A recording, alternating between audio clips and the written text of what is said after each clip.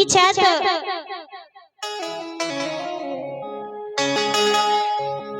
स्वर्गीय महंत साहिब जगेश्वर दास जी के सुपुत्र सत्यनारायण ठेकेदार जी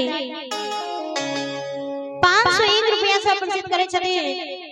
सदगुरु परिवार सहित सबके सदा खुशी आनंद राखे ताकि जीवन में अनेक धर्म काज करे तो सदगुरु के चरण में प्रेम बनल रहे।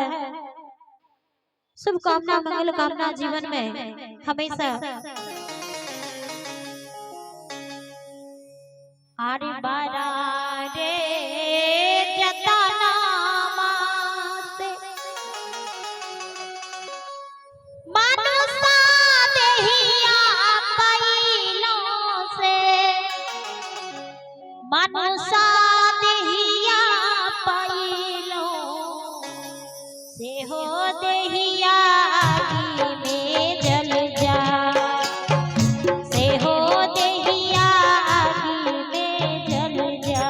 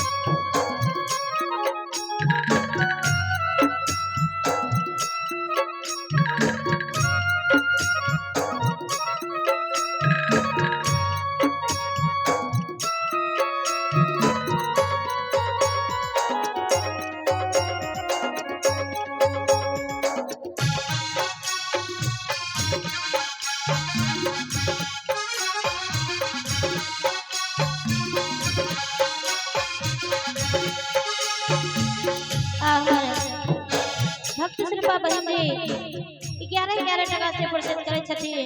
गुरुदेव चरण से शुभ आशीर्वाद हमरा तरफ से साहिब दिए। और एक और माता जी से हो 21 टका से प्रसिद्ध करके गुरुदेव चरण से शुभ आशीर्वाद। और भक्ति श्रीपा बहन जी 11 टका से प्रसिद्ध करे छथि। गुरुदेव चरण से शुभ आशीर्वाद प्राप्त हो।